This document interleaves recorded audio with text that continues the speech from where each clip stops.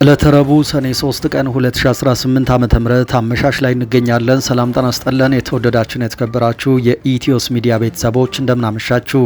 እነሆ ከተለያዩ ታማኝ የመረጃ ምንጮች የደረሱንን ሰበር ዜናዎች ይዘን ቀርበናል። በቅድሚያም አርዕስተ ዜና። በአማራ ምድር በአገዛዙ ጦርና በፋኖ ኃይሎች መካከል የሚደረገው የፊት ለፊትና የጨበጣ ውጊያ ዛሬም ተጠናክሮ ቀጥሏል። በክልሉ የተለያዩ አካባቢዎች የፋኖ ኃይሎች በከፈቱት ውጊያ ሰብአዊና ቁሳዊ ጉዳት መድረሱም ተሰምቷል። በትናንትናው ዕለት በምዕራብ ጎጃም ዞን ደንበጫ ወረዳ በተከፈተ ውጊያ ከፍተኛ ጉዳት ደርሷል ሲሉ የመረጃ ምንጮች ተናግረዋል። በተመሳሳይ በደቡብ ጎንደር ዞን ሰዴ ሙጃ በተከፈተ የማጥቃት ኦፕሬሽን በርካታ የአገዛዙ ኃይል መውደቁም ተነግሯል። ይህ በእንዲህ እንዳለ ከውጊያው ጎን ለጎን አፋብን የኮማንዶ ኃይሎችን እያስመረኩ ነው ብሏል። አፋብን በላይ እዝ መይሰው ካሳኮር 16ኛ ክፍለ ጦር ግዙፍ የተባለ የፋኖ ኮማንዶ ኃይል ማስመረቁ ይፋ ተደርጓል። በዝርዝር መረጃችን ጉዳዩን ትሰሙታላችሁ።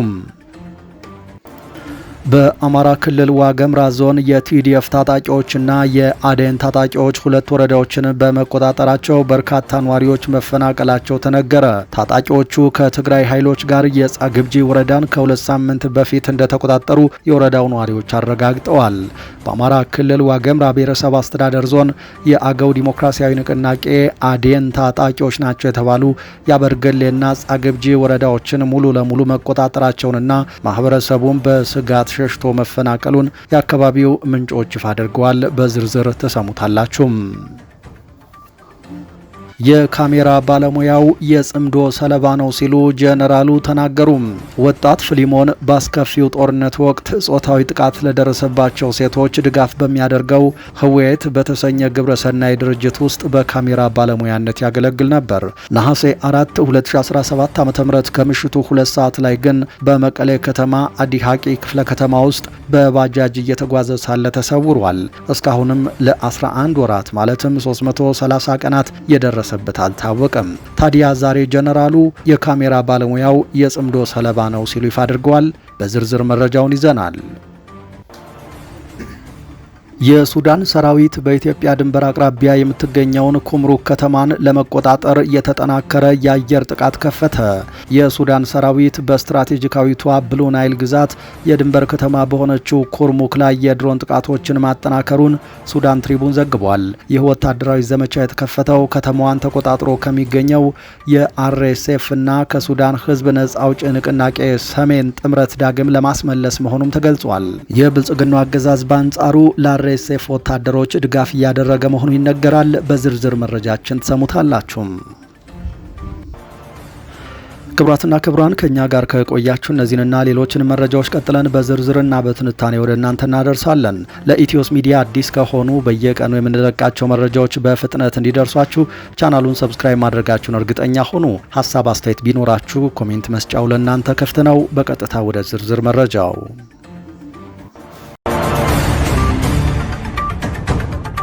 በአማራ ምድር በአገዛዙ ጦርና በፋኖ መካከል የሚደረገው የፊት ለፊትና የጨበጣ ውጊያ ዛሬም ተጠናክሮ ቀጥሏል። በክልሉ የተለያዩ አካባቢዎች የፋኖ ኃይሎች በከፈቱት ድንገተኛ ውጊያ ሰብአዊና ቁሳዊ ጉዳት መድረሱም ተሰምቷል። በትናንትናው ዕለት በምዕራብ ጎጃም ዞን ደንበጫ ወረዳ በተከፈተ የፋኖ የማጥቃት ውጊያ ከፍተኛ ጉዳት ደርሷል ሲሉ የመረጃው ምንጮች ተናግረዋል። በወረዳው የአገዛዙ ጦር ከደንበጫ ከተማ ወደ ገሊላ በጉዞ ላይ እያለ በፋኖ ኃይሎች ድንገተኛ ውጊያ ተከፍቶ በት በርካቶች መውደቃቸውን ነው የፋኖ የመረጃ ምንጮች የተናገሩት። በተመሳሳይ በደቡብ ጎንደርና በማዕከላዊ ጎንደር የተለያዩ አካባቢዎች በተፈጸሙ ጥቃቶች በአገዛዙ ጦር አባላት ላይ የሞትና የአካል ጉዳት ተመዝግቧል ሲሉ የመረጃው ምንጮች አሳውቀዋል። በዚህም በደቡብ ጎንደር ዞን ሰዴ ሙጃ ወረዳ አንፈስፈስ በተባለ ስፍራ በፋኖ ኃይሎች በተከፈተ ውጊያ የአገዛዙ ጦር አባላት የሞትና የአካል ጉዳት ደርሶባቸዋል ነው ያሉት። በተጨማሪም በዞኑ ጉና ቀጠና ዘበራ በተባለ አካባቢና በማዕከላዊ ጎንደር ዞን በለሳ ቀጠና በተፈጸሙ ጥቃቶች ከፍተኛ ሰብአዊና ቁሳዊ ጉዳት ደርሷል ሲሉ ነው የፋኖ የመረጃ ምንጮች የተናገሩት። በተመሳሳይ ከውጊያው ባሻገር አፋብን ኮማንዶዎችን እያስመረኩ ነው ብለዋል። አፋብን በላይ እዝ መይሰው ካሳኮር 16ኛ ክፍለ ጦር ግዙፍ የኮማንዶ ሰራዊት ማስመረቁን ይፋ አድርጓል።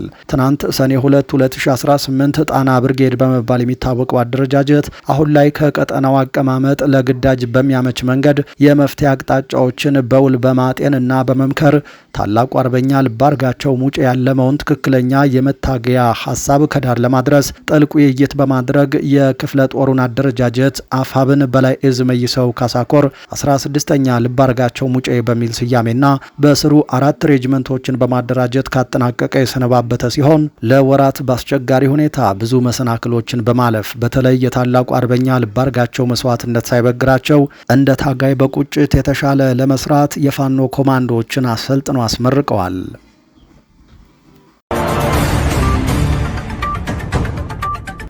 የካሜራ ባለሙያው የጽምዶ ሰለባ ነው ሲሉ ጀነራሉ ተናገሩ። በምስሉ ላይ የምትመለከቱት ወጣት ፍሊሞን በአስከፊው ጦርነት ወቅት ጾታዊ ጥቃት ለደረሰባቸው ሴቶች ድጋፍ በሚያደርገው ህዌት በተሰኘ ግብረሰናይ ድርጅት ውስጥ በካሜራ ባለሙያነት ያገለግል ነበር።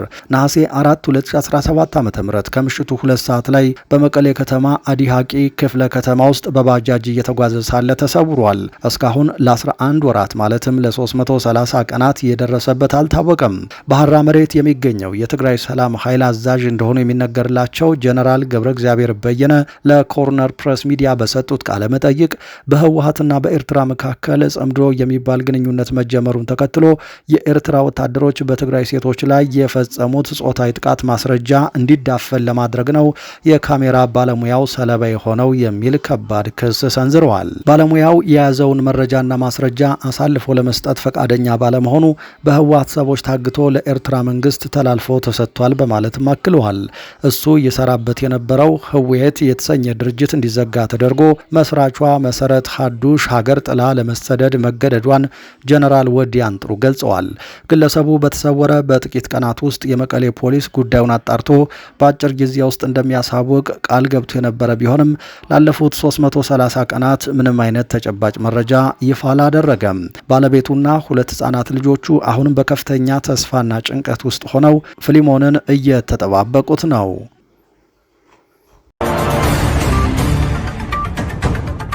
በአማራ ክልል ዋገምራ ዞን የቲዲኤፍ ታጣቂዎች ከአዴን ታጣቂዎች ጋር በመተባበር 2 ወረዳዎችን መቆጣጠራቸው ተነገረ። የአገው ዲሞክራሲያዊ ንቅናቄ ታጣቂዎች ከቲዲኤፍ ኃይሎች ጋር በጋራ በመሆን የጻግብጂ ወረዳን ከ2 ሳምንት በፊት እንደተቆጣጠሩ የወረዳው ነዋሪዎች ተናግረዋል። በአማራ ክልል ዋገምራ ብሔረሰብ አስተዳደር ዞን የአገው ዲሞክራሲያዊ ንቅናቄ አዴን ታጣቂዎች ናቸው የተባሉ የአበርገሌና ጻግብጂ ወረዳዎችን ሙሉ ለሙሉ መቆጣጠራቸውንና ማህበረሰቡ በስጋት ሸሽቶ መፈናቀሉን የአካባቢው አስተዳዳሪዎችና ነዋሪዎች ተናግረዋል። እነዚህ ታጣቂዎች በዋናነት የሚንቀሳቀሱት ከትግራይ ኃይሎች ጋር ሆነው ነው የተባለ ሲሆን አሁንም ወረዳዎችን የተቆጣጠሩት ከቲዲኤፍ ጋር በመተባበር እንደሆነ ተናግረዋል። ከዚህ በፊት የፕሪቶሪያው ስምምነት መፈረምን ተከትሎ እነሱም የትግራይ ኃይሎች መፈረማቸውን ተከትሎ ካገዛዙ ጋር ውል አስረው የነበረ ቢሆንም ውላቸውን አፍርሰው ወደ ውጊያ ገብተዋል። ከ2 ዓመት በፊት ከብልጽግና አገዛዝ ጋር የሰላም ስምምነት ፈርመው የነበሩት የአገው ታጣቂዎች ካለፈው ሚያዝያ ወር ጀምሮ 2 ወረዳዎችን እንደተቆጣጠሩ 5 የአካባቢው ነዋሪዎችና የዞኑ ጸጥታ መምሪያ ለሚዲያዎች ተናግረዋል። የአዴን ኃላፊዎች ወረዳዎችን እንደተቆጣጠሩ አረጋግጠው ነዋሪዎች ግን አልተፈናቀሉም በማለት አስተባብለዋል። በአበርገሌ ወረዳ ሚያዝያ 12 2018 በአካባቢው ሚሊሻዎችና በታጣቂዎች መካከል በከባድ መሳሪያ የታገዘ ግጭት ከተቀሰቀሰ በኋላ እነዚህ ታጣቂዎች በከፊል ተቆጣጥረው የነበረውን ወረዳ ሙሉ ለሙሉ መቆጣጠራቸው ተነግሯል። ቀኑን ሙሉ ውሏል በተባለው ውጊያም እነዚህ ኃይሎች ከትግራይ ኃይሎች ጋር ተቀናጅተው እንደተሳተፉ ነዋሪዎችና የዞኑ አስተዳደር ይፋ አድርገዋል። የአዴን የሚዲያ ኮሚኒኬሽን ኃላፊ ናቸው የተባሉት አቶ ሙሉጌታ ካሴ ከህወሓት ኃይሎች ጋር ተጣምረው መዋጋታቸውን አስተባብለው አመራሮቻችን አፍነው መውሰድ ሲሞክሩ ግጭቱ ተቀስቅሷል በማለት ተገፍተን ነው ወደ ግጭት የገባ ነው ይላሉ። የዋገምራ ዞን ያገዛዙ የጸጥታ መምሪያ ኃላፊ አለቃ አዘዘው አዳነ የተባሉ ሰው ግን ይህ ከእውነት የራቀ ነው በማለት አስተባብለው እነዚህ ታጣቂዎች ቀድሞ በመዘጋጀት ጥቃት በመፈጸማቸው ግጭቱ እንደተቀሰቀሰ ተናግረዋል። በወረዳው ግጭቱ የተቀሰቀሰው በታጣቂዎች እንቅስቃሴ ጉዳይ አለመግባባት በመፈጠሩ ነው የሚላሉ ነዋሪዎቹ። በመኪና ላይ እያሉ ነው ውጊያው የተጀመረው ያሉት አንድ ነዋሪ ሎጂስቲክ ሊያሳልፉ ከመጡ የአዴን ታጣቂዎች ጋር ተኩስ ተጀመረ። 20ና 30 ደቂቃ ጠብቀው ከተማዋን በ3 ግንባር ከበቧት ሲሉም ግጭቱ ሲፈነዳ የተመለከቱት ያገኙትን ተናግረዋል። በዚህ ግጭት በርካታ ሰዎች እንዳልተጎዱ አመላክተው ከሁለቱ ተፋላሚዎች ወገኖች በኩል ግን በርካታ ተዋጊዎች መገደላቸውን ተናግረዋል። የአዴን ታጣቂዎች ከህወሓት ኃይሎች ወይም ከቲዲኤፍ ጋር በመተባበር ጻግብጂ ወረዳን ከ2 ሳምንት በፊት ደግመው እንደተቆጣጠሩ የወረዳው ነዋሪዎች ለቢቢሲ ገልጸዋል። ከዚህ በፊትም እነዚህ አካባቢዎች በታጣቂዎችና በትግራይ ኃይሎች ቁጥጥር ስር መግባታቸው መዘገቡ ይታወሳል። ግንቦት 18 2018 ከቀኑ 7 ሰዓት አካባቢ የአዴን እና የትግራይ ኃይሎች በቅንጅት ነው የገቡት ያሉ አንድ የወረዳው ነዋሪ አዝሪያ በሚባል ስፍራ በቡድን መሳሪያ የታገዘ የተኩስ ልውውጥ እንደተጀመረም አሳውቀዋል። የተኩስ ልውውጡ እስከ 10 ሰዓት ከቆየ በኋላ የመንግስት ኃይሎች ወረዳውን ለቀው ወደ ሰቆጣ መሸሻቸውን ጠቁመዋል። ለትግራይ ክልል አዋሳኝ በሆነው የዋገምራ አካባቢ ራሳቸውን የትግራይ ሰላም ኃይል ብለው የሚጠሩት የሐራ መሬት ታጣቂዎች የሚንቀሳቀሱበት ሲሆን በዚህ አካባቢ የተከፈተው ውጊያ ከትግራይ ኃይሎችና ከአገው ታጣቂዎች ጋር በመሆን እነዚህ የሐራ መሬት ታጣቂዎች የተጎዱበት እንዲሁም አገዛዙ ሽፋን እና ቀጥታ ውጊያ አድርጎ የተሸነፉበት ግንባር ነው ተብሏል።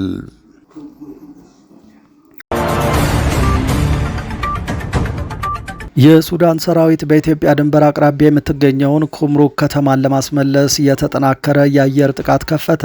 የሱዳን ጦር በስትራቴጂካዊቷ ብሉ ናይል ግዛት የድንበር ከተማ በሆነችው ኩርሙክ ላይ የድሮን ጥቃቶችን ማጠናከሩን ሱዳን ትሪቡን ዘግቧል። ይህ ወታደራዊ ዘመቻ የተከፈተው ከተማዋን ተቆጣጥሮ ከሚገኘው የፈጣን ድጋፍ ኃይል RSF እና ከሱዳን ሕዝብ ነጻነት ንቅናቄ ሰሜን ጥምረት ዳግም ለማስመለስ መሆኑ ተገልጿል።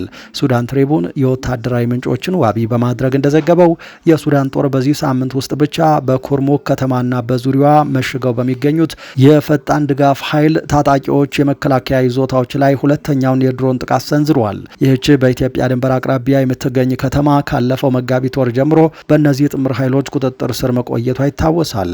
ምንጮቹ አክለው እንደገለጹት በተሰነዘሩት ጥቃቶች ባለቤትነታቸው የጥምረቱ ተዋጊዎች የሆኑ በርካታ ተሽከርካሪዎች ወድመዋል። እንደ ዘገባው በሱዳን የእርስ በርስ ጦርነት ውስጥ አዲስ የውጊያ ግንባር ካለፈው የካቲት ወር ጀምሮ በብሉ ናይል ግዛት ውስጥ ንቁ ሆኖ የቀጠለ ሲሆን የሱዳን መደበኛ ጦር ኃይሎች ኩምሩክን ለመቆጣጠር ከፍተኛ ጥረት በማድረግ ላይ ናቸው። በአሁኑ ወቅትም በከተማዋ ደቡባዊ፣ ምዕራባዊና ሰሜናዊ አቅራቢያዎች ላይ ከባድ ውጊያ እየተካሄደ ይገኛል። የሱዳን ትሪቡን አክሎ እንደዘገበው እነዚህ የተቀሰቀሱት ግጭቶች በ10 ሺዎች የሚቆጠሩ ሰላማዊ ዜጎችን ያፈናቀሉ ሲሆን አብዛኞቹ ተፈናቃዮች የብሉ ናይል ግዛት ዋና ከተማ ወደሆነችው ኤድ ዳማዚን ከተማ በሚገኙ መጠለያ ጣቢያዎች ተሰደዋል። ይህ ሪፖርት የወጣው የሱዳን የእርስ በርስ ግጭት በበርካታ ግንባሮች መስፋፋቱን በቀጠለበት ወቅት ነው። ማክሰኞ ዕለት የሱዳን ጦር የአየር መከላከያ ክፍሎች በካርቱም ግዛት ሰማይ ላይ ሲበሩ የነበሩ ድሮኖችን አክሽፈዋል።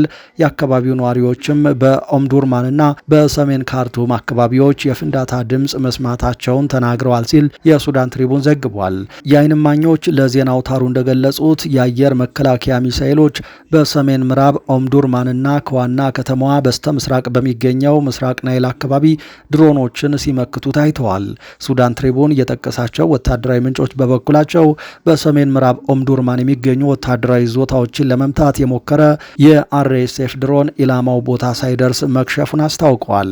እነዚሁ ምንጮች የአየር መከላከያ ስርዓቶች በምስራቅ ናይል አካባቢም በድሮኖች ላይ ተኩስ መክፈታቸውን የገለጹ ሲሆን በዚህም ምንም አይነት የሰው ሕይወት መጥፋት እንዳልተመዘገበ አረጋግጠዋል። ዘገባው እስከ ተጠናቀረበት ጊዜ ድረስ የሱዳን መደበኛ ጦርም ሆነ የፈጣን ድጋፍ ኃይሉ በጉዳዩ ላይ የሰጡት ይፋዊ መግለጫ የለም። ይህ ክስተት የመጣው በሱዳን ያለውን ግጭት ለመቋጨት አዲስ ዲፕሎማሲያዊ ጥረቶች እየተደረጉ ባሉበት ወቅት ነው።